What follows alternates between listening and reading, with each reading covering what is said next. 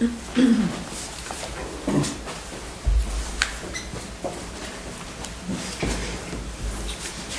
do not see him heading for the door, so. Okay. Welcome, everybody. This is the 2020 Budget Committee meeting for the town of Waterboro. Let's start off by introducing each other. Start over here. I'm Sherry Stone. Jim Southworth. John Burrows. Diane Seahagen. Ted Doyle. Tim Neal. Shirley Bartlett. Gary Lamb. All right. So on the agenda tonight, we have to, first we have to elect a chair and a vice chair. So we'll start with the chair first. Do I hear any nominations? I nominate Jim Southworth, who did that last year. Seconded. All in favor? Seconded by Sherry. Yep. Okay. Was that, I missed the vote, 4-0? 3-0. I didn't vote. You don't think much of yourself, huh? That says it all. 3-0-1. 3-0-1. And a vice chair. I nominate Diane. She took better notes than all of us last year. That's true. I'll second that. God, thanks. Any other nominations? No? No. All right, all in favor of Diane? 3-0-1. 3-0-1. There we are. Congratulations, the check's in the mail.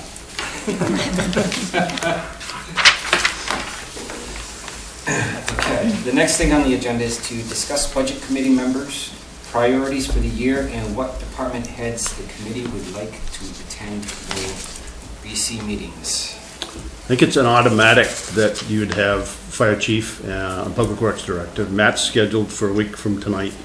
And then I'll get David either the week after that or 2 weeks from tonight. And then after that, I'm not sure what you would prefer, so let me know. We had Glenn in here before, but he voiced the statement to me that, well, Lamb, you did more of the talking. I didn't think I needed to be there, but certainly if you want to see the code officer here, we'll have him here. The recreation, I guess that's kind of your call too as to whether or not you want to see Todd. I'd like to see rec, for sure. Trevor, what other departments are having some, big budget increases this year? Fire department is talking about more staff. I'll give you a packet to take home with you to read over the next week, but you'll see with a 60% reduction in the call force availability, responding to calls, that he's going to suggest that we have some frontline firefighter staff added, either 4 right now or 1 every year for the next 4 years or some combination of that, because they don't have enough people responding to calls. You get a 2-vehicle traffic accident that ties up 1 or 2 of our ambulances, and you come up there with 3 people or 4 people, it's not enough. So you'll hear that from the chief long and loud. Right. And don't leave without taking one of these right here before you go home for next week. I did hear them the other day. They had a call, and they had to do a second call for manpower. Yeah, So, yeah.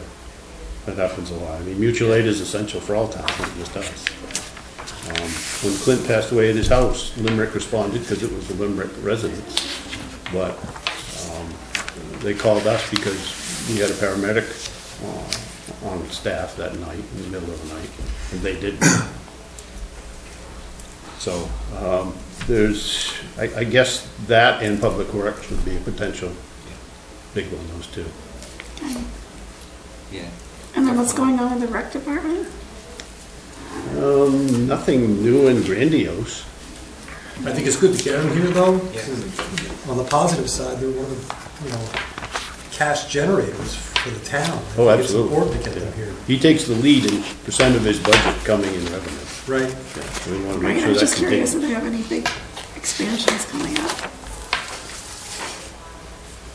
And other things, I mean, that's why Shirley changed her schedule here to be here tonight, because I think there's some things to talk about here in terms of efficiencies when we get to her. We're spending a lot of money for a talented assessor to do, a little too much administrative work that somebody else could do. But we'll talk about that after we get through here. So I'll add rec to the fire chief and the public works director, Yeah. code officer. What are your thoughts on that? Yeah. I think it'd be, yeah, you could have them in more of those where you have 2 or 3 of the small ones. Oh, sure. Yeah. Yeah? And certainly, I don't know what we're gonna do, I mean, obviously, the timing is awful, but certainly the transfer station, I would think, I'd like to know what's Yeah. going on. That'll be How- David and myself. Okay, you know, the new equipment, how it's working out, you know, what the outlook is, what's anything else. Yeah. There'll be a much tougher budget to fill in now without Clint, because I hadn't met with him yet, so. Yeah, I think when David's in here, we'll talk about the transfer station Okay. also. Yeah. And that'll be a one agenda night, that night, because that'll Mhm. take an hour and a half or more. Julie's here at every meeting. She's, one of the more or less one-person departments there. Got assessor, library, planning board, ZBA, public safety. I think really the only one to think about might be library general assistance, if you wish. IT department. IT. Yeah? And for the record, when it comes to voting on the IT's budget, I will have to abstain from that. Because I do video for them, so.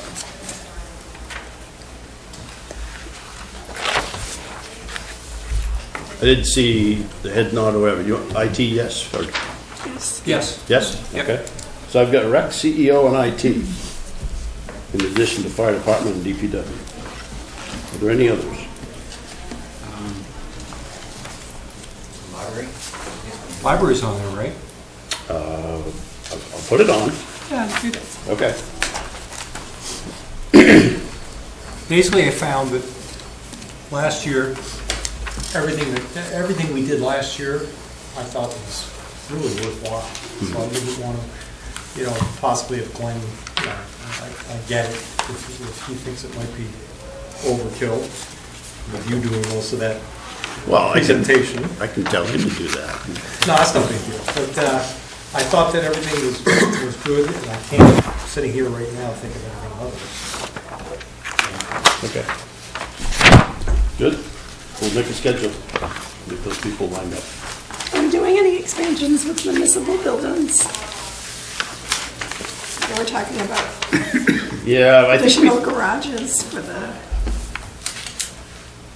in the workshop, we were talking the about. fire station. Yeah, That item is actually in the fire department Okay, budget. good. The fire department figures for Matt are in that Excel spreadsheet you have there. They're not in my column. And we okay, are we done with department heads in that list? Yeah. yeah. Okay, then this document, just for as a refresher, it has a date on the top. Every time this document is changed, that date, it's now dated January 6th, that date will change. Some of the green highlighting in here are things that I'm telling you are completely done.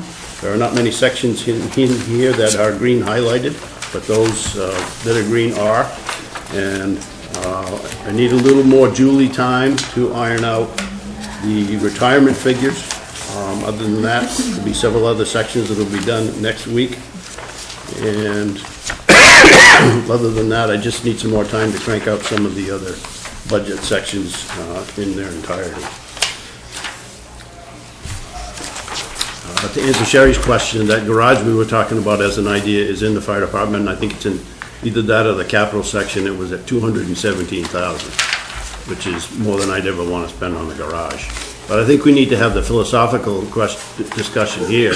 Do we put a 3-bay garage up there along John Smith, or do we tackle the 800-pound gorilla of going to the voters through the selectmen again and talking about an addition to the station?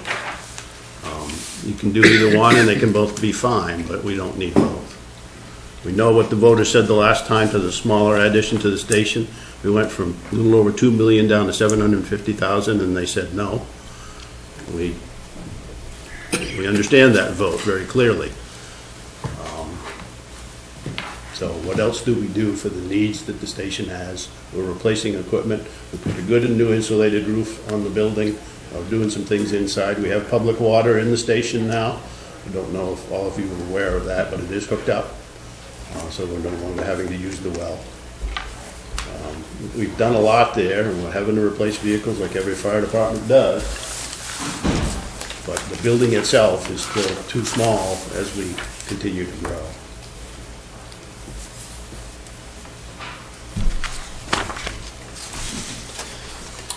So in the new part of the building, are you looking at putting where they can sleep also because of the concerns that they have over it? In the new part of an addition, If the addition goes through, where are they sleeping now? Still upstairs? yes. Okay. Yep. So are there still the same issues that they had prior? The sleeping arrangements.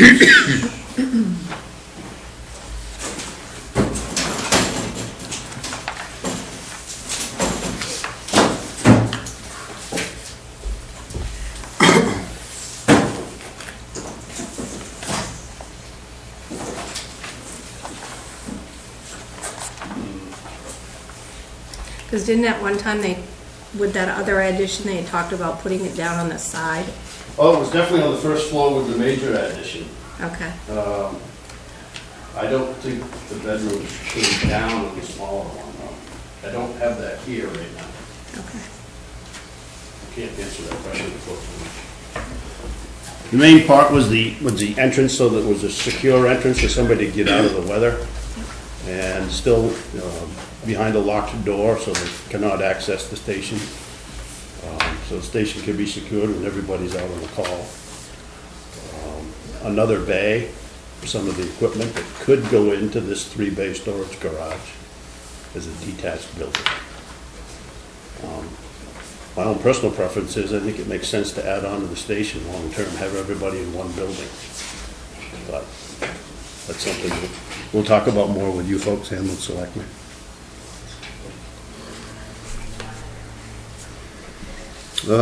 Meeting nights, I guess, we're pretty solid on 4:30 on Mondays, I think, still, right? This is great for Julie and myself and any other staff coming. Thank you for that. And the 20th, what are your desires on the 20th? Unavailable. You can do the 20th. Martha, you're gonna lose your long weekend. That's all right. We can, I'm flexible. I Oh, can well, I do can switch if, two. I can No. do, Tuesday works for me. 21 and 22 are available also. Tuesday works for me too. Let's do Yeah, do Tuesday. Tuesday. You sure? Yeah. Okay. Tuesday, 121.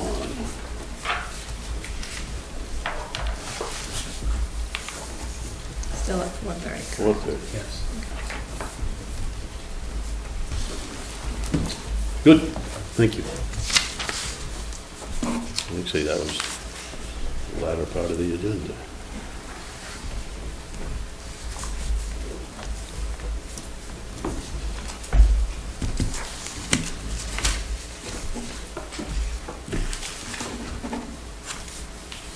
Any other questions on intro items here, number 2? Any other things in your mind? If not, we can move to Shirley Bartlett, who... Can I ask you one quick question? So when the department heads come in and they have like any big project that they want to do, are they coming in with proposals or are they just saying, well, we need this? Will they have pretty concrete numbers? Yes. They will, okay. Yes. Yeah, Matt didn't put those new staff people in his budget yet. But he's raising that issue as either one new frontline firefighter on every shift, which is 4 people, to go right through the week, Okay. or do one at a time for the next 4 years.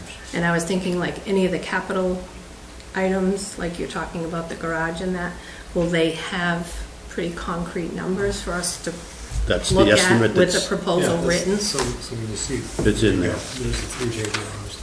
Oh, okay. But it's just a number, there's no other detail with that. We did a rough box, and we got some figures in terms of how much per square foot. We know we wanted 3-bay doors, but maybe it'll be 4 vehicles long with 1 bay for just dead storage there. Okay. But when you get up into that kind of money, philosophically, I'm more inclined to put that into the station than another Separate building detached from. So in that number, you've included electrical and the plumbing, and if it's attached to the building? It's a No. complete project? That $217,000 in there for the storage shed is for a detached building by itself. Okay. That would be heated, not Heated? yeah. Okay. But not 70 degrees all the time. You can turn the heat off if you don't need it. Not air conditioning, no plumbing, no office space.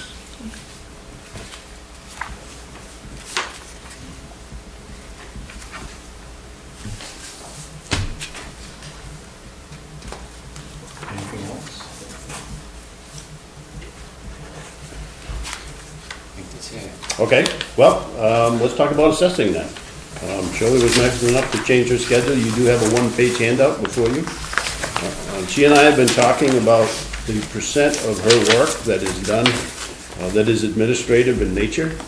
And I think it's good that we have this discussion. She's going to kind of take this sheet and gloss down through it, and with an idea that we could have some part-time help that would do some of those administrative tasks, and we could be a lot more efficient and not spending the money that we're spending on a certified main assessor to do those administrative things. So, Excuse me, do you have an extra one? we do. Yep. Good. So what I've found since I've been here, there is a lot of work to do. And what doesn't seem to get done as well as it should is being out in the field, looking at properties and adding value. Because I get here, we brought this book so you could just get an idea of, this is 5 months worth of deeds and transfers. So that in itself is a lot of work to do. Those come from where? Those come from the state and the registry. The deeds come from the registry and the transfers come from the state. So, and there are 35 to 40 per month. So, which is a lot. It's a lot for a town. So that's what I've found since I've been here. It's a lot of clerical work. Someone else could learn to do these. And what I find a lot of inconsistencies in, like, especially land values. And they pop up when someone comes in and they might ask the question, well, why is my property valued at this and the one next to me is valued at something different? So there are a lot of things to look at and to correct in the system. And we do need to do sales analysis. Our sales ratio has dropped to 85%. So we need to bring that back up to 100% or close to it. So those are all things that I should spend my time doing, so with some clerical help, even to do filing and, things like that would be helpful. And I'd like to add, I think we had 116 days in the budget last year, and I'd like to go up to 130, so I could get some of these things done.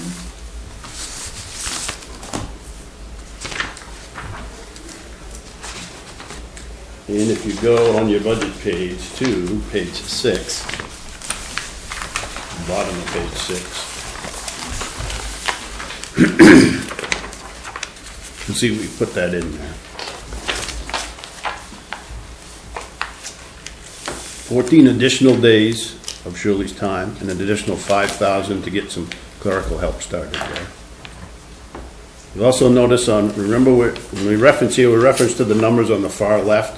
Diane, I think you were here enough last year to know that. If you look on row 149 at the bottom of page 6, you see that the map price has gone from $4,500 down to $3,000. It might be at least $500 less than that because the selectmen voted to have the big GIS consolidation, if you will. Instead of spending $4,500 this year, they said, do the job, do it completely. We're going to overspend the line purposely, and they'll adjust for that at the end of the year. But we're not going to do any more CAD maps here. We're going to have maps in the hallway, the big assessing maps, but they're all going to be GIS based. The actual image that you see when you look at our GIS online is going to look a lot better. The roads are going to be where they're supposed to be in relation to parcel lines, etc. So that's why that line went from 4,500 down to 3,000.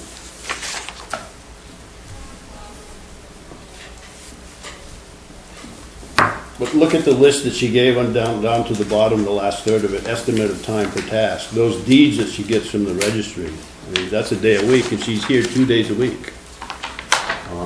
It makes sense to have somebody else in here. And if that person gets trained there, we can probably put them to work elsewhere in the building here. I'd like to think that the Georgia out front was a wonderful employee, but she's got 2 little ones at home. And until those kids go to school, I don't know that she's gonna want more hours, but the minute those kids both go to school and she wants to work more time, we'll put her to work in here during school hours. She's a wonderful personality, a good worker, shows up on time. But right now, we don't have anybody else that really would have the regular time to come down and work in the office. Plus, we want Shirley to train them so they can answer the routine assessing questions. That was gonna be my question, if there was anybody else that wanted more hours or could help her in the meantime, because if you hire someone on the outside, how many hours do you think you could keep them busy just working for the assessing department? 20? Probably, yes, 20 at least for the first year, yes. once they get trained up. Probably 20 all the time. It would be nice to have them most of the time when Shirley's not here, but you don't want that. Initially, they would need to be here for training for much of the time. But, I mean, when you come in on a Tuesday morning, how many messages do you have on average on your phone? Oh, maybe 10 to 20, Yeah. so, And those are, a lot of them routine calls that an admin person could readily answer, most of them. Yeah, it might be a little challenging to try to find part-time people unless you find another person that is a parent of school-age children and want to be home most of the time. Yeah, I mean, we would circulate through other town halls that have part-time people in their assessing department if Sure, they're yeah. looking for more. Yeah. In time, I'd like to combine it, but, I mean, the code office, when Glenn comes in, you'll hear that it appears that development and building activity is kind of leveling off, if you will. I won't say it's going down, but, so it looks like this winter is gonna be less busy than last winter. Last winter, he and Tammy just didn't stop, and there were new houses on his desk every week, it seemed, that he had to review, and the frequency of those has gone down. So, don't know if that'll hold, but if it's starting that way this winter, it's probably an indication of somewhat of a slowdown. So what does that usually take you to handle deeds? well, I forget the day of the week, but it depends. You can move along and then you'll run into some that take a lot of time to figure out, or their property splits, and then we do have some subdivisions, things like that. So average, you'd have to spend to get through, I don't know, I guess I estimated the day a week. It's hard to. That's pretty put accurate exact- then. Yes, I think so. Yeah. The best thing that we can do is to send Shirley out with Glenn when a building permit is done and he goes out for a certificate of occupancy inspection.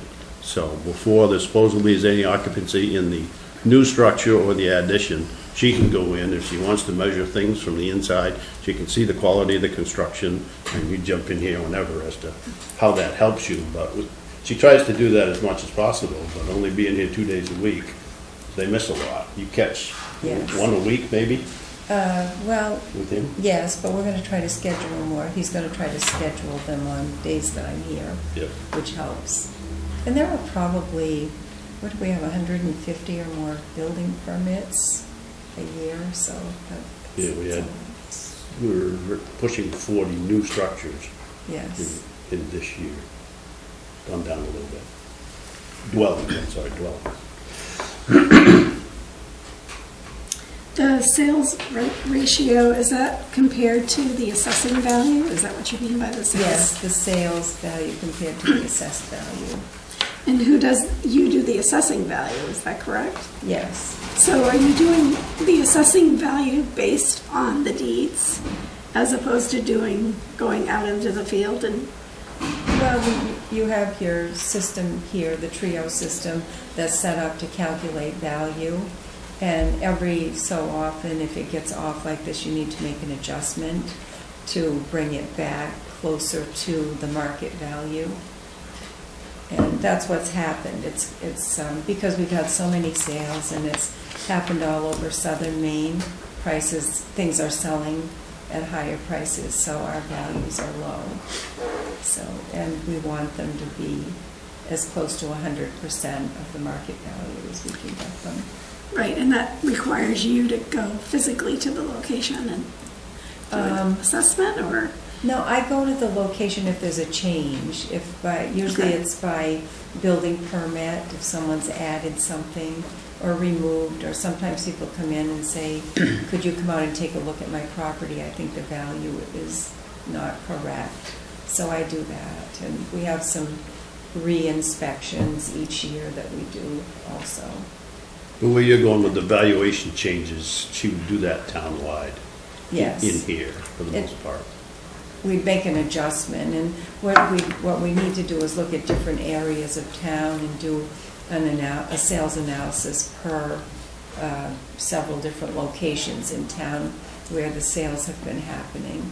And then we just make an adjustment in the system to calculate, to bring us closer to 100%. So Trio will identify the area that might be affecting this 85%.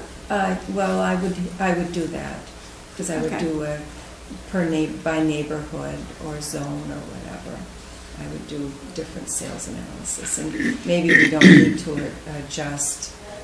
Probably we do need to adjust townwide, but we may need more of an adjustment on waterfront properties than non-waterfront. Okay, good. And 3 years ago, we did an adjustment on Landover. Decrease. The year before you came. The year before I came, yes. Because I think you were close to 120%. Yeah. The state had us at just under 120%, so we adjusted that down. So now we have to bring it Now back. it's bounced the other So- way. The market has. We're at 85%, so we need to take it out. If we'd done nothing, we'd be spot on still. But we did what we should have done to keep it well under 100. Yes, exactly, yes. What do you consider waterfront property? On the lake? The lakes, yes. And we've been seeing sales be maybe a third more to even some have doubled in value from what we have for assessed value. So they are, changing.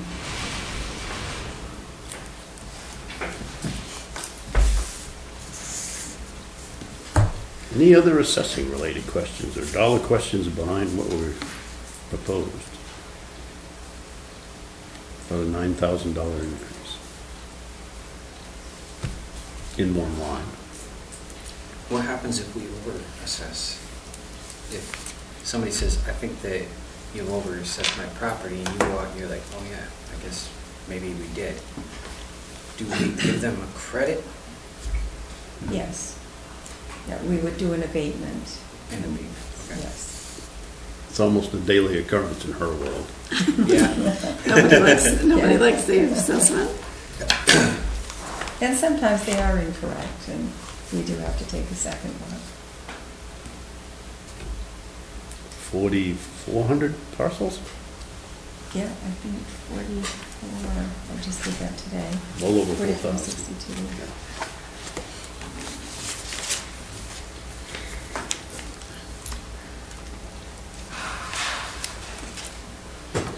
Any other questions?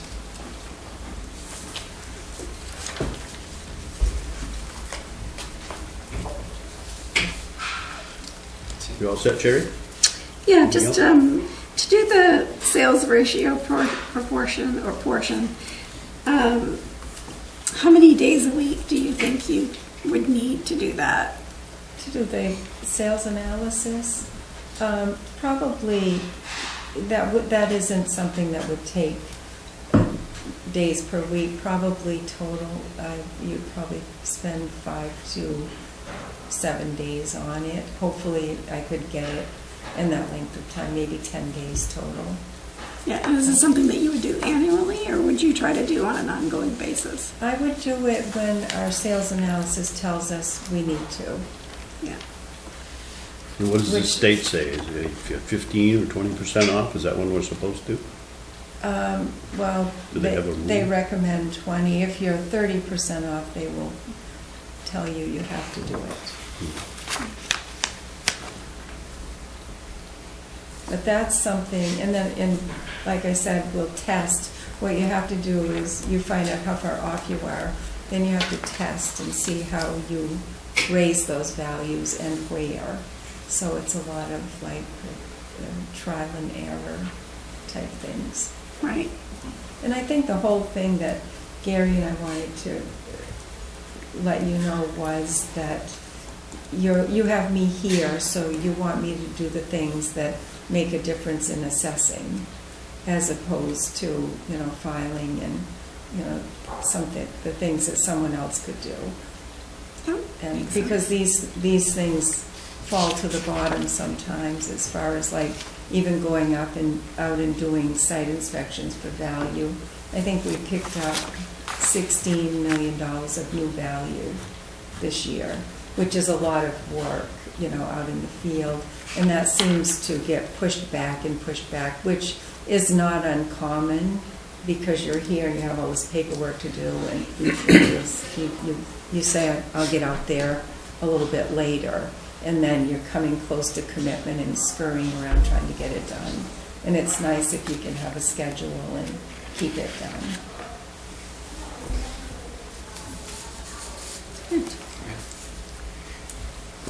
Makes sense to me. I mean, you basically recapped what I was going to ask you. Let's use you for the expertise that we are paying for Yes. and get a part-time clerk, for lack of a better term, to do the administrative stuff. So, yeah, it makes sense. Good? All right. Thank you, Shirley. Thank you. Don't forget your book. I won't. Use it. Thank you. Let's see.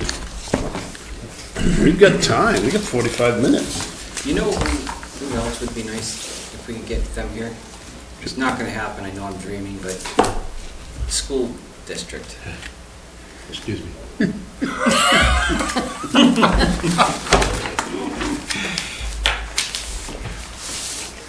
Mr. Doyle may have a comment.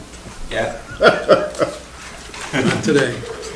Today. Well, you folks don't have any jurisdiction over the school budget, neither do the selectmen, so I understand your point. We can go to their budget committee meetings if we want to, which are extensive, with 18 people from 6 towns.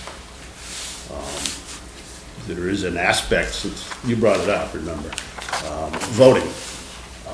We have asked, just so you know, this is not really budgetary, we've asked the school board to give us the first Tuesday in November on the even-numbered years for our gubernatorial and presidential elections, so we can use the building for voting. They've asked us to leave because of school shooting concerns, school security concerns. We did an election here that was gubernatorial, and even with a 40% absentee turnout, which was enormous. We've never done that before. This place was still overwhelmed. It's not safe to drive down this road or walk around this building that evening with so many people here. So we haven't heard back from them. They set their 2020, 2021 calendar by the end of next month. And I hope and pray that we get a school building for the presidential election. If not, then it's going to be here. And we'll do the best we can, but that's something that's in the works. Selectmen have been involved in this for over a year. And we've gone to the school board meeting with them to talk to them about school food. That's in order. I don't even know as I can fill the rest of the time we've got here. Is that? It's 5:05. It's 5:05. 5:05, right? Yep. Yeah. I will tell you that on page 1, you want to start going through, Sure. Jim? On page 1, about the only thing that's not done there is row 16, which is retirement. Every retirement line in this document is blank at this point in time. which is kind of typical. Julie and I usually are doing other more important things, and then we get together and we finalize those numbers when the salary numbers get finalized.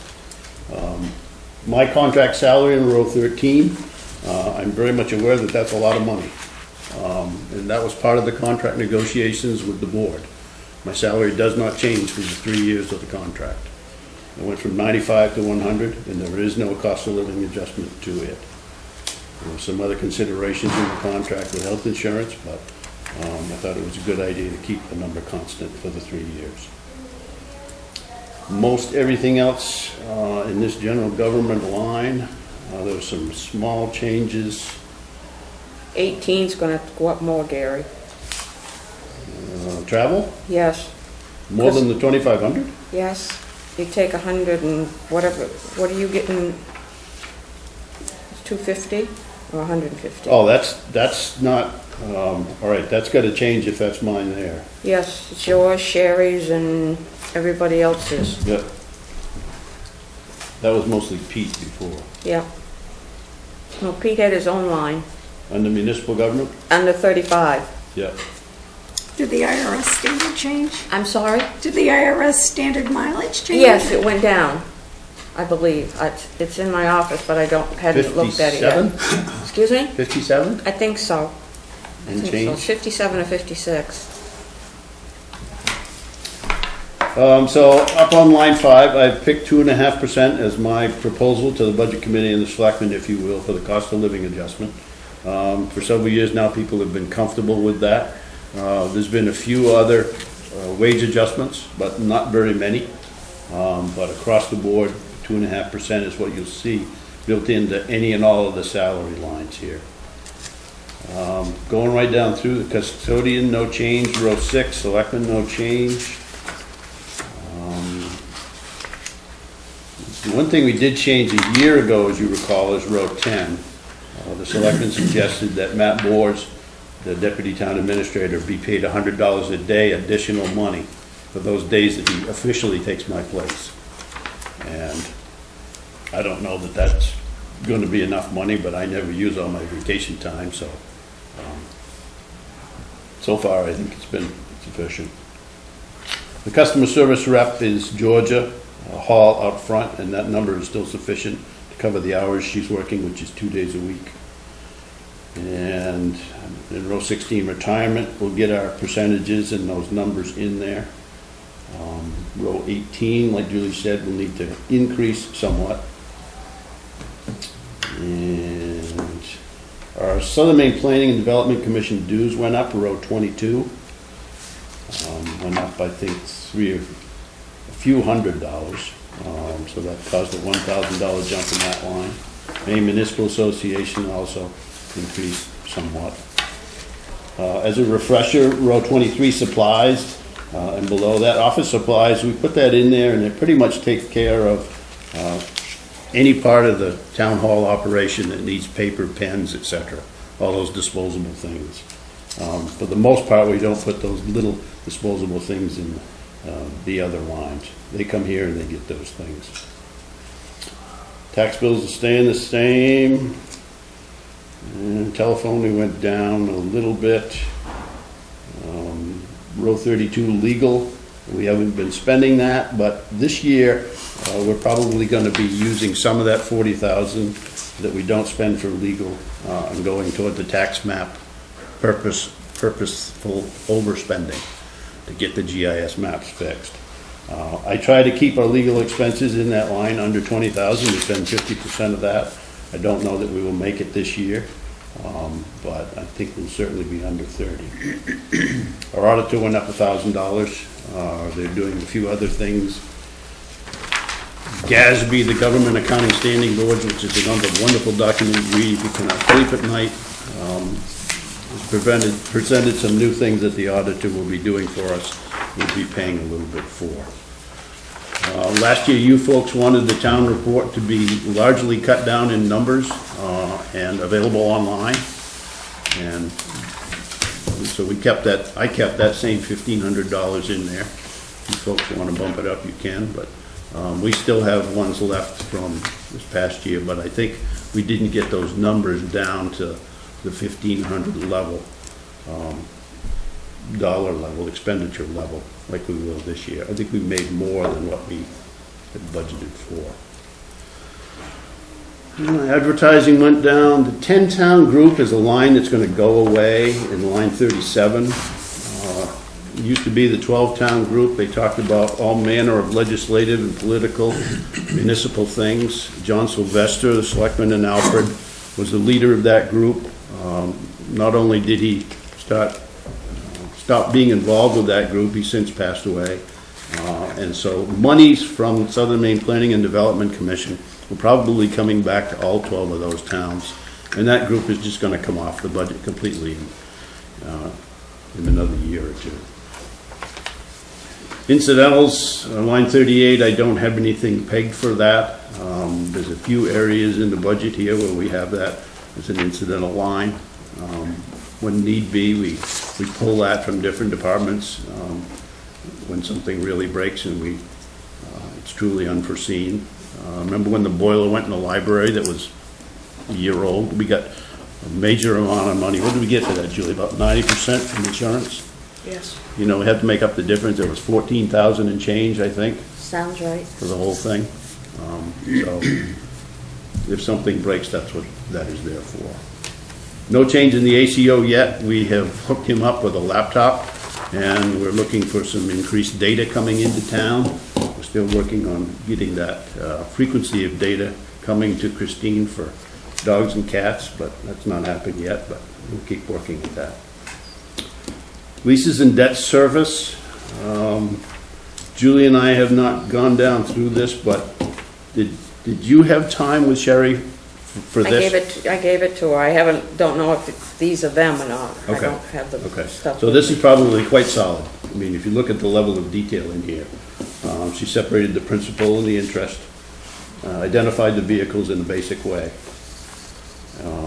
And in my mind, whether it's truly a lease purchase or a loan from a bank, I really don't want to differentiate in the future if we don't have to. We would designate principal and interest, but I don't think we need to separate lease purchase from actual loans.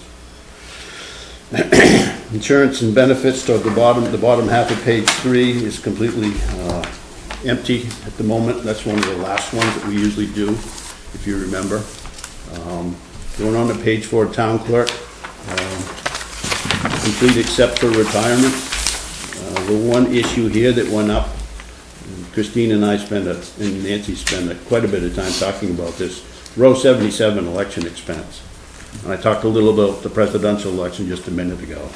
But we also have a March primary, which is in this fiscal year, but we probably will have that again in March of 2021.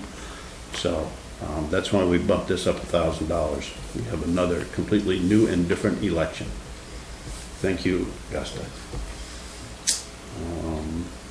Other than that, the things for the town clerk operation, which is one person, pretty much stayed the same.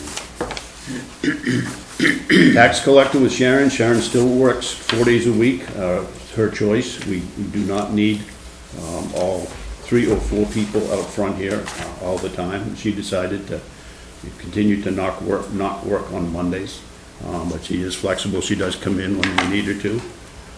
She'll take another day off somewhere else. And Treasurer Julie, no big changes there. Another little bump up in mileage on row 97 on page 5. But other than that, cost of living adjustment, and no new substantive changes in Julie's. IT, again, this total budget, if you look at row 104, again, it lacks the retirement number, which would be around another $4,000. So in total, his budget is not changed all that much from the $128,000 and change it is in this year. When David comes in, we can talk about the more details of what he's doing. Municipal buildings, and since we merged Public Works and Transfer Station and took all the parks out and gave them to the Public Works Director, municipal buildings has been changing. It's still morphing, and it could actually become a much bigger thing if we wanted to.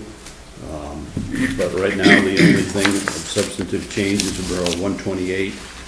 And I'm in discussions with one cleaning service that's gonna come back and give me another estimate for this once-a-week cleaning here. We've been looking at a digital project in Julie's office where the foreclosure paperwork takes about 4 file cabinets, 16 file drawers. And we were saying, we can digitize all those. Then we looked hard at doing it, and some of those packets were as thick as my little finger. There's certified mail notices in there. There's pieces of paper that are different sizes. We could scan all that, and we can digitize all that. But she or somebody else gets into those documents so infrequently, we think that that's not a wise expenditure of what would be hundreds and hundreds of man-hours to actually digitize that because of the frequency that you use that information. And you have to save it for 10 years. That was a killer in terms of whether or not to do that project.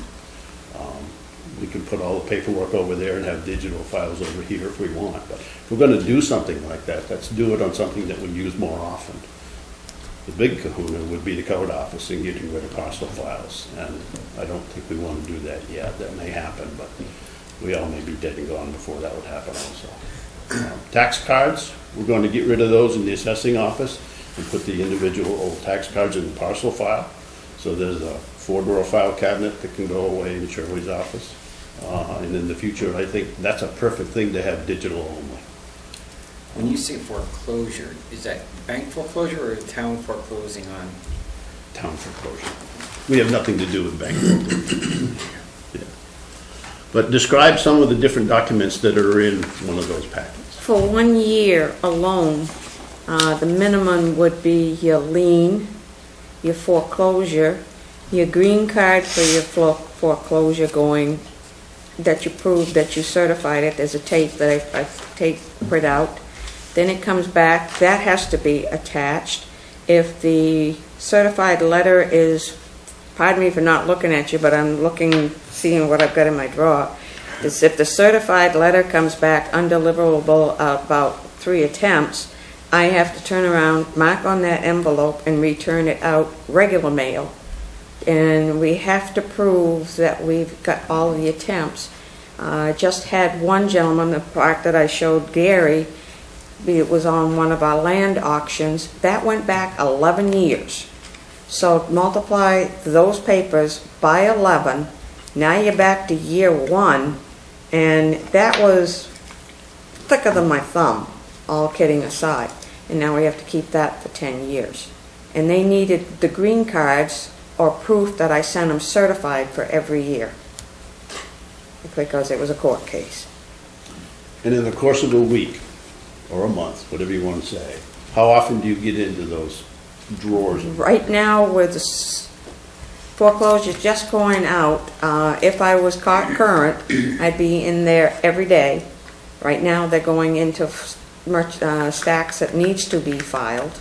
And other than the course of the year, they could be used maybe 1 or 2 times a week. But it is time, if there's a lot of land being sold, somebody's, put it bluntly, getting off their duff and doing title searches and finally finding it.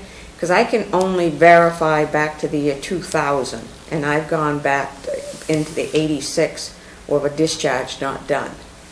And there's a possibility, there is a law on the books, if somebody got wind of it, that would cost the town an awful lot of money. The first 2 years I was here, I sent out over 200 discharges that had not been done before I came. What's a discharge? The discharge is when the payment has been made to the lien, and that has to go to be recorded to the county. It comes back to me, I photocopy it, the copy stays in the file, and I address it and mail it out to the individuals. And that only happens after they've paid their back taxes also. Yes, yep. So, And you can double up the filing time when you have to do your quitclaim deeds. The selectmen have to sign on it, and you're still gathering all those years together. And then you're right back to square one. You start 10 years from then. So I told Gary, and when we get talk about it, it's not cost effective to even consider digitizing that because of the ain't the years, how old some of them are, but also for getting your money back for doing it. The town could use their money a lot better elsewhere.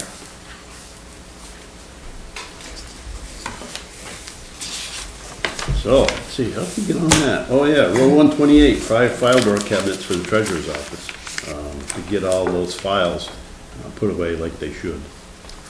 Can I ask you a question, Dave? Did you use the whole 7,000 from this year for the cleaning? No, I haven't even set that up yet, So we don't have anybody cleaning the building right now other than Pete. okay. That's right, yeah. So could his hours be changed so that a cleaning company wouldn't have to be hired?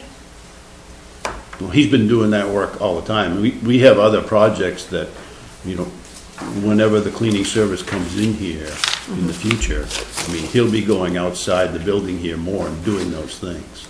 Okay. Repairs at the transfer station, repairs at the public works garage. Library. Yeah, he does a fair amount at the library now, and they can always use more stacks, and we're trying to take that old library building and make it compatible for a lot of things, people, and books, and he's making shelves for places down there, so, So the 7,000 that was allotted last year is still there? yes. Okay. If it's not, Actually, it was 10. It was Karen. was it 10? Yes, Yeah. ma'am. Okay. That was the estimate I got, and that, when company's coming back, if they get the job, they would like to do it in the evenings and not the weekends. I'd rather have the place all gussied up for Monday morning, but we might not be able to get that. That's okay. And he'll still have to clean things during the week.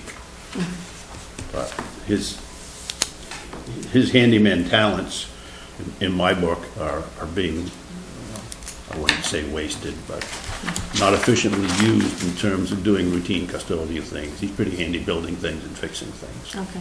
So the money that is not used, where does that go? At the end of the year, if we don't carry it forward, it goes back into fund balance. Okay. We still have 6 months to expend it. We still have 6 months to spend the We entire amount. won't, because, it won't be that expensive for that cleaning service to start here, to do between now and June 30th. So, Okay. So the amount that you're asking for does not, I guess, maybe subtract that amount from it? you could, if we carried that forward, you'd have to make sure that you did, or you wouldn't have enough for next year's cleaning service, assuming they come and they do it for a whole year. Valid point. The thing I like the way you're thinking, but remember that anything that's not spent come June 30th and not carried forward goes back in available for taxes.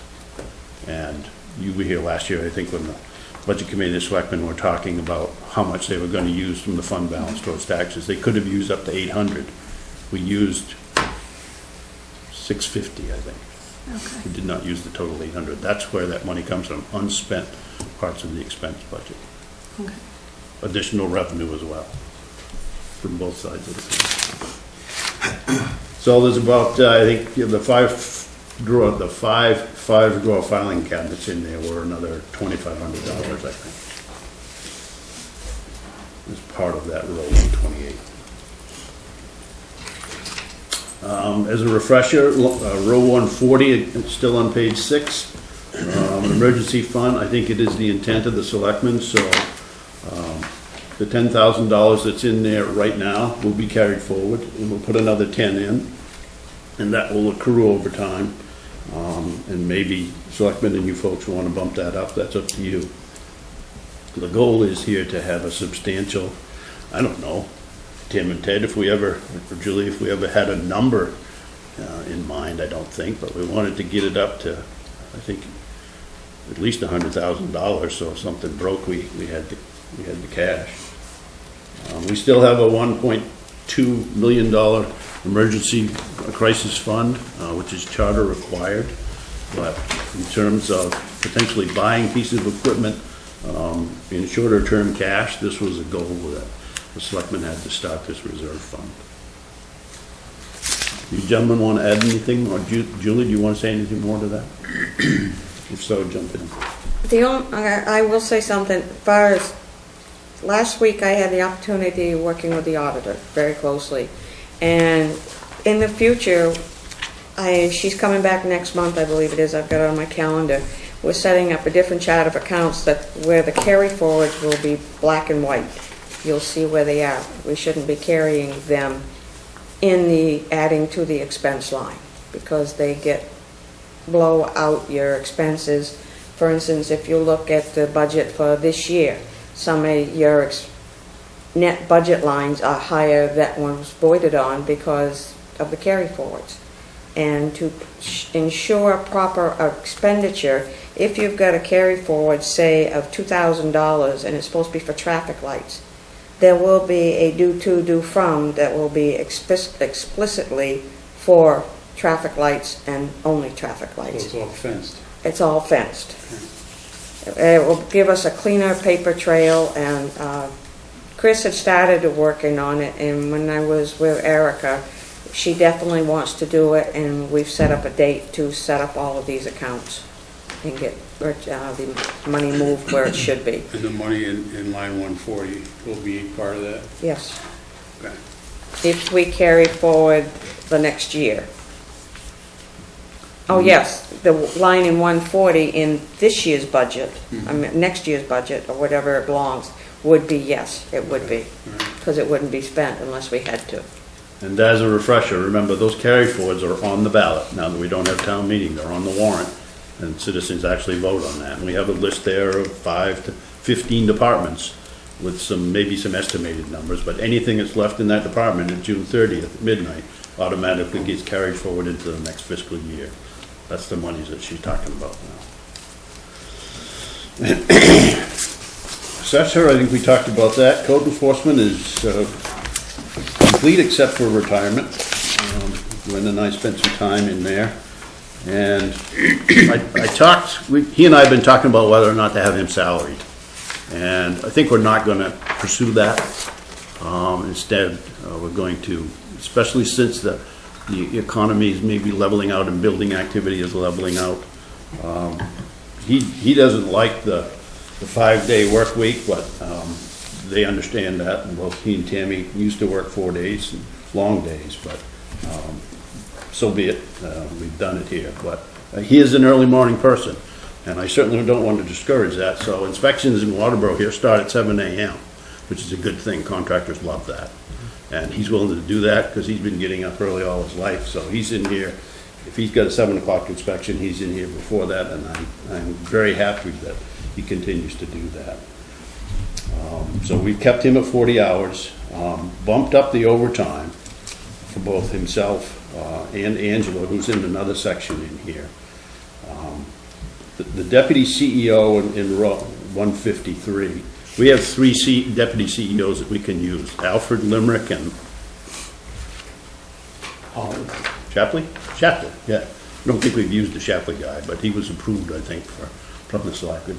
It's been primarily Alfred, probably 90% of that, and Mike up in Limerick the other time. So the deputy CEO time of 25 hours per month is in total. It's not for another individual person. We pay those fellows $25 an hour. Obviously no benefits.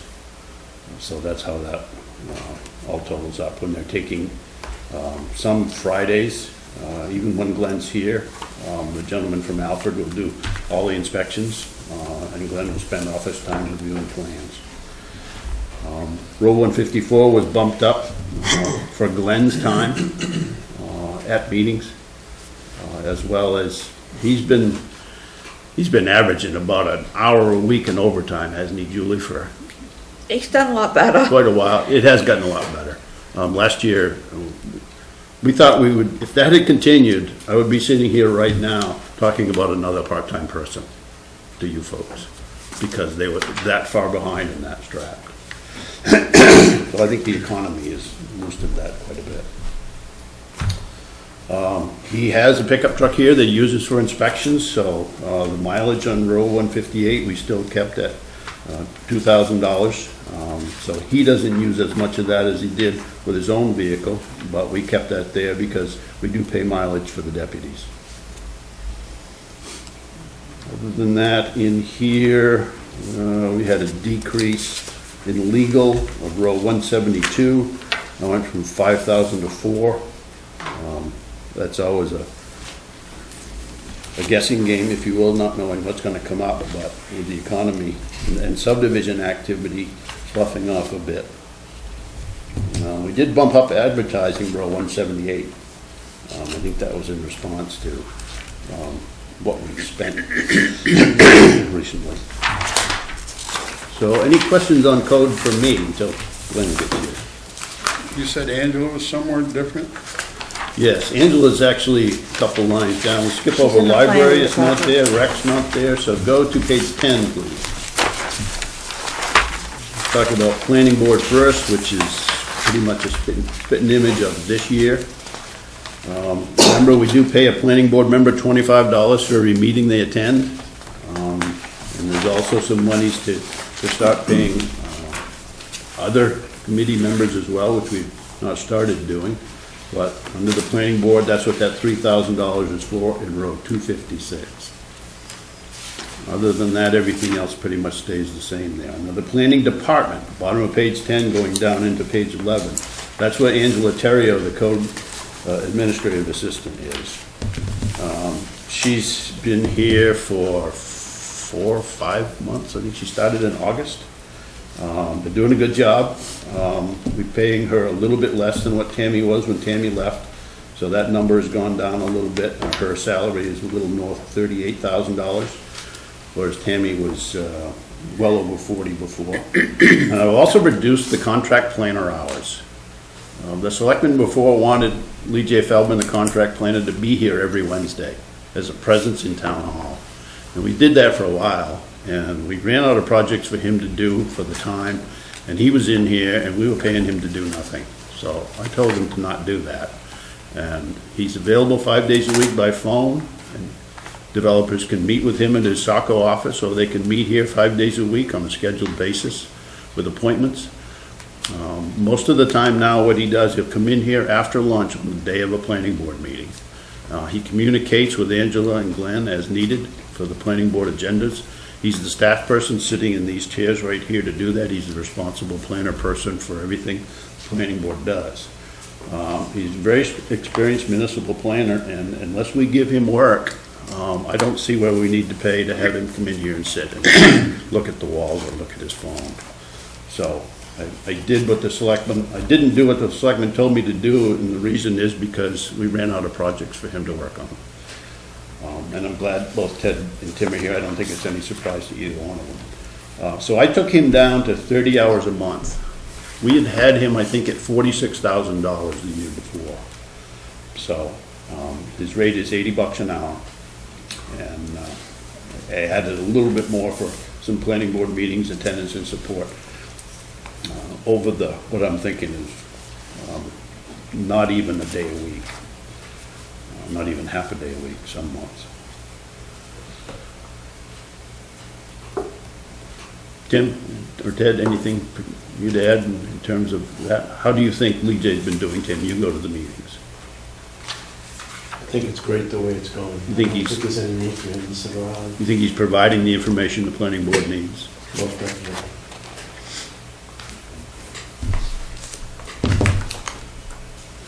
Any questions on planning or planning-related things? Zoning Board of Appeals, again, we pay a small amount of money when they meet. Fortunately, in this town, they don't meet very often, which is a very fine thing. But that's what those monies are for in there. A little bit of legal that they rarely spend. Other things are pretty routine. Public safety side, the fire side, you will see that at the bottom of page 11, down on to the next page and a half, has Matt's numbers only. Mine are not in there. There's not going to be much that changes between myself and his. And one thing that he did not put in here are our new staff people. He wanted to talk with you folks first. And you'll have a PowerPoint presentation a week from tonight from him on those issues. We'll talk a lot about the ladder truck that is a capital item for us, as well as staffing. Those are the two big ones. And then station addition or Another building is another thing that he and I have been talking about quite a bit. At the very bottom of this, our dispatch with the city of Biddeford has not changed. We're very satisfied with the dispatch services that they're giving us. And I'm really not gonna get down through all these items here. I'm gonna leave that for him to do that, since he's prepared a presentation for you. The very bottom of page 13, I did a 2% increase to the water. I don't know if that's gonna happen, but there's a chance that the water district will get something along those lines. What's the water district here again? We pay, it's either 30 or 33% of their budget by statute, by law. State law. But where does the water come from? The water comes from two wells, one on Straw Mill and the other one across from the intersection of Old Alfred Road and 202. It started out with 13 homes in South Waterboro in a pollution situation back in early 80s, Sounds good late to me. 70s. Late 70s. And then it's grown from there. The pollution situation that caused that, DEP was involved at that time, and those people had to have clean water, and they had polluted water coming out of the ground. So that was the genesis of it. And they now have, I think, 154 customers. They are a tiny district. Their biggest users, obviously, are the schools. Must be a pretty big well then. There's two wells. But they're just about tapped out in the summer now. They can do 80,000 gallons a day, but they can't do it every day for weeks on end. And they pump from one well for a day or a number of hours, and then they'll switch to another one to let the ground recharge. But for quite a while, they've been looking for a new stand tank, the blue one. We talked about this last year. I think that blue one needs to be emptied and cleaned, dried out, and painted and maintained. It's never been painted internally, and that's not a good thing. Remember, you folks voted on buying the Malone property behind JD's, and the voters turned that down. And that would have been a good place to put another tank up on that hill for the water pressure by gravity. And I still think that's a good place to do that. Mr. Malone is, to my knowledge, has not sold the property yet. He actually contacted me a couple months ago and said, "Hey, what's new, Gary? Is there any interest in the town to buy that property again?" And I didn't have an answer for him. Where's the water to the fire department coming from? One of those wells? Yes. Yep. So they no longer use the well that's behind the fire station. We came up Route 5 from the elementary school to get to the fire station. Yep. So when they clean out the well, when they clean out that blue tank, what are they gonna do for the customers, have they said? They've got two options, several options. One is they could put another tank right next to that one, but they would rather put it in a different section of town. And this land out behind JD's is a little better because it's higher and you'll get more pressure out of it, just in terms of head of pressure.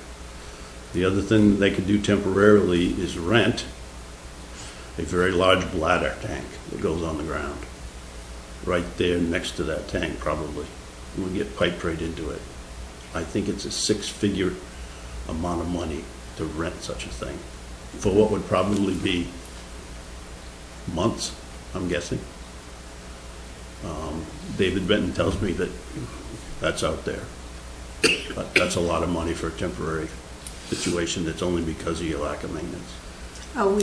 Is the town responsible for testing the fire hydrants? Is that our responsibility or the water? They do department? that. For instance, the hydrant that we just had put in down at the fire station, I had to sign an agreement that it was going to be theirs and not ours, so we do not have to test it. So the water district does that for a fee, and we do not have to do that. Okay. And I think it's better if they do that. Their staff does this all day long. One of the people they have working for them works for Kennybunk Wells Water District. Very sharp fellow, and I'd rather have somebody like that than a member of the fire department or Public Works testing our hydrants. They have to be drained as well after this time of year when they're used. So you want that done properly so they don't crack, freeze and crack. Any more water district questions? I mean, I haven't been to a district meeting for a while, and I must say I'm disappointed that the district itself isn't more aggressively pursuing either the tank, the land, or a new well site. Remember, both of those, each of those can cost them up to $1 million. A new tank, a new site, a new well. And they've been talking with USDA funding folks for quite a while, but they have yet to move on that.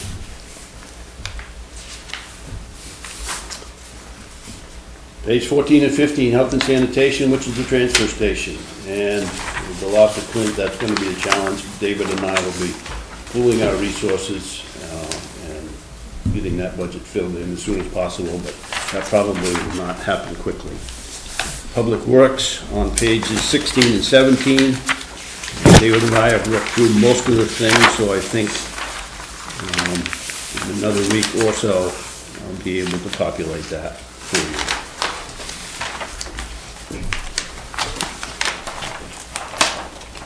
Education on page 18. I never fill this in until I get something from the department. I think it's safe to say that if we use the 3% plus or minus fudge factor in our minds, if we get all done and nothing else is done here, yes, we can look at the municipal, but I think if we added 3%, that's in the ballpark historically, if you will. Under capital, top of page 19, you see some of the things in there that is from the fire department. In row 501, we have to replace a lot of bottles, a lot of air pack bottles that have expired because of the date of their NFPA usability, if you will, and they're several $100s a piece. The air compressor that we have is going to have to be replaced. It's on borrowed time. On line 503, Matt is suggesting a plow for the new pickup truck for the fire department. Not a bad idea. They do quite often need a public works vehicle to go out and plow a road out to get an ambulance in somewhere. This would allow them to do that quicker. I'm not in favor of fire department folks plowing out the fire station with this vehicle. When they need to, that's fine. But I don't think everybody that works at the fire service should think that they're going to be a plow jockey and go out and plow out that driveway. We do have a concern down there also with the snow coming off the roof. That very fine insulated roof, metal roof we put on there, when it sheds the snow. Look out, it's a hazard. We may need to put some additional dormers on the entrances for the building down there to protect people. That's not in the budget right now, but it is a concern. And when it comes off, if you have a metal roof on your house, you know it because you hear it.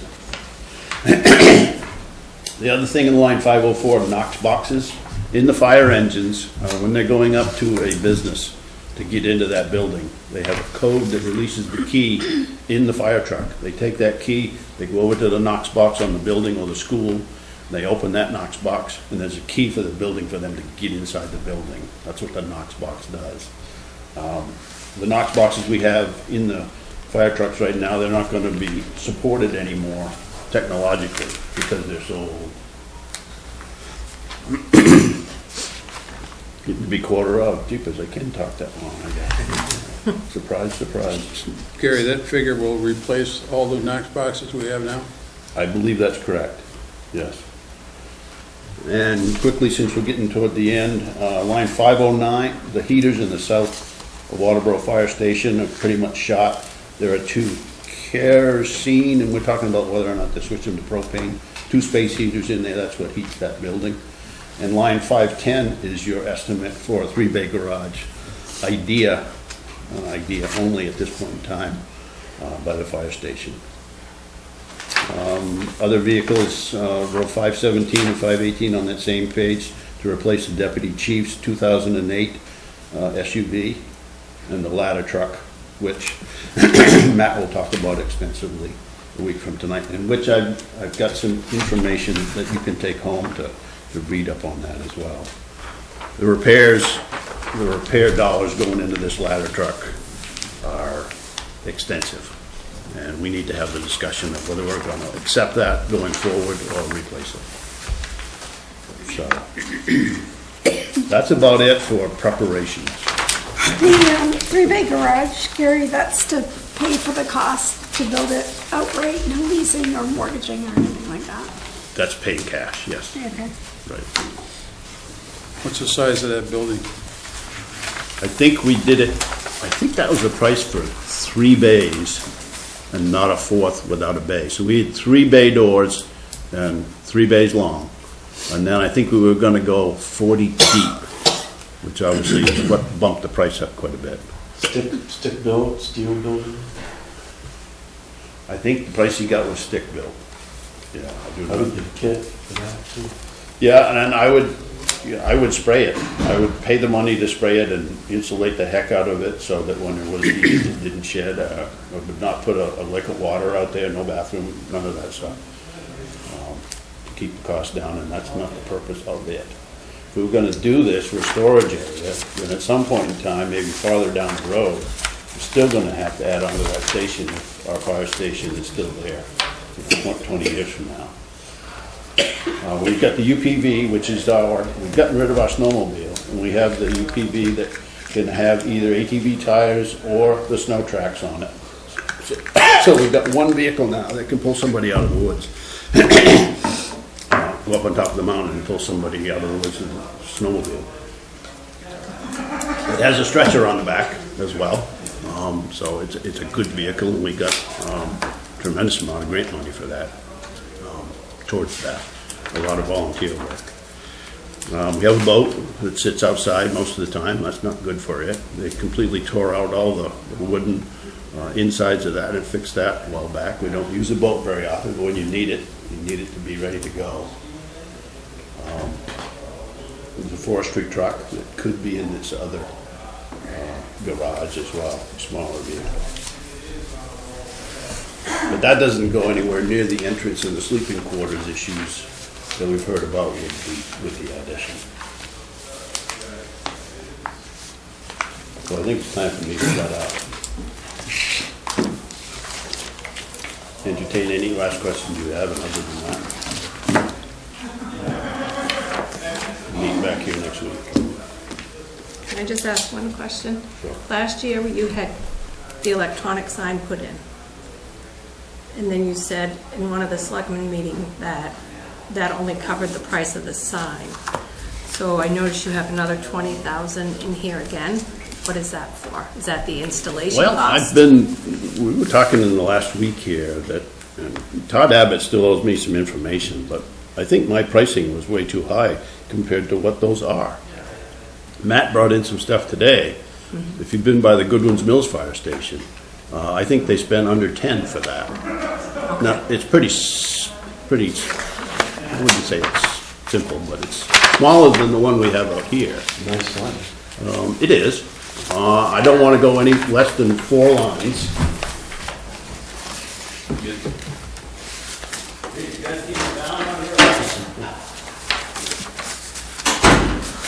I think it should be 4 lines. I think it should be a good quality so that you can read, whether it's the Board of Selectmen or the Budget Committee meeting as you go by. So that means more pixels, a little higher price for the sign itself. You're going to have it double-sided, so you buy 2 of these, not 1.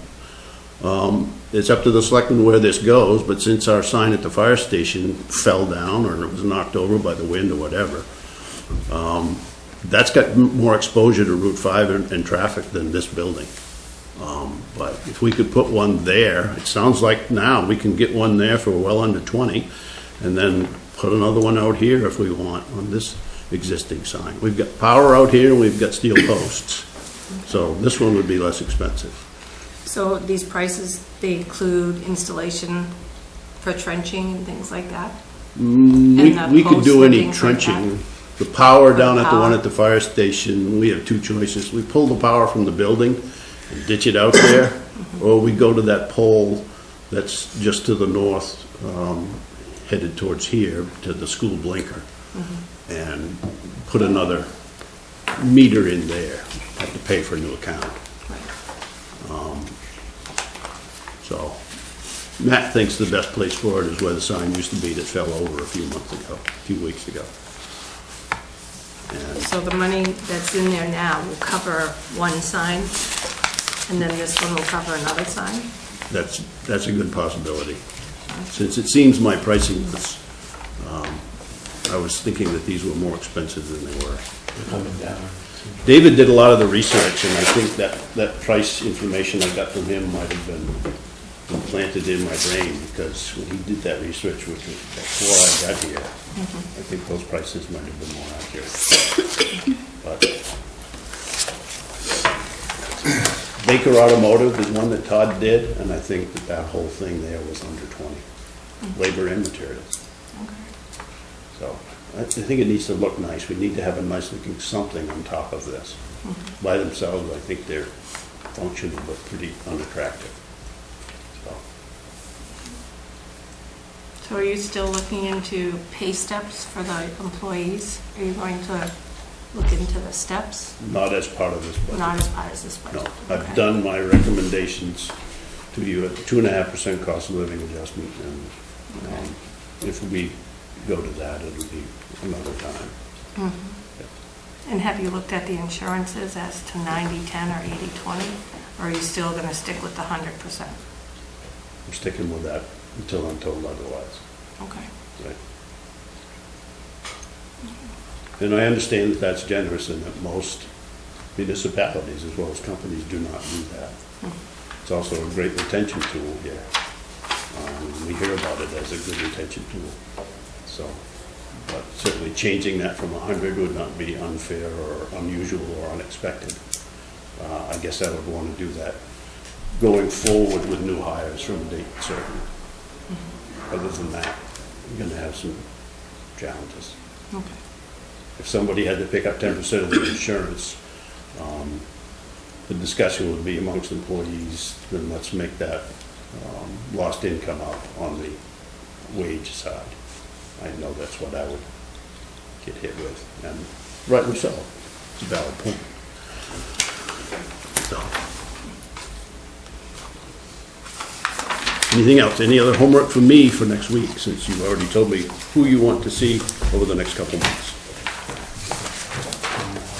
You've got some time frames on the bottom of your agenda. Those will stay there, just as reminders. So I'm glad you want to meet on the week of the 20th, because Mother Nature usually takes one or two of our meetings away from snow, and we really don't have that to give right now. The winter's over. Oh, may I have that in writing? The days are getting longer. I don't know what you're talking about. We're done. I'm behind, you need to know that by the looks of the document, I'm behind by about 2 weeks. There's been a variety of legal things and other things going on in my office that I just didn't even work on the budget for 2 weeks solid, and it shows. So I'm playing catch up, and we'll do our best. But I appreciate you guys being here. Julie and I love the time that it's convenient for you. Bravo. I should bake for you, for crying out loud.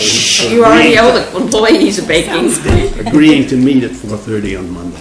So, thank you. Line 47, 47, yes, page 2. page 2. Yes. That's all up to date, right? So where it says, plan number 4 of 5, that would be, this year would be number 4. Whoops, yep, we need to fix a number in there. Dump truck? Yep. All that stuff is existing. Right. So say your question again, just to correct that number, is that where you were going? No. I was just making sure that it's accurate. So this year it would be payment number 4 of 5 payments. Yes, Oh, sorry, yes. Okay. So next year we have $100,562. those are all. Will be the next year will be the last payment for those.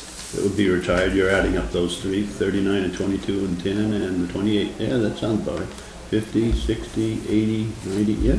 And the monitors will be done, The monitors will be done. and the fire department service truck, and the public works service truck.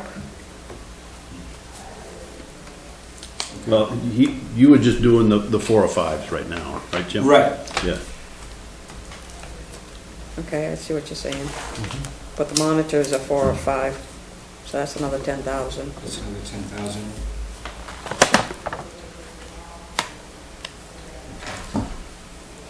Just doing some math, sorry.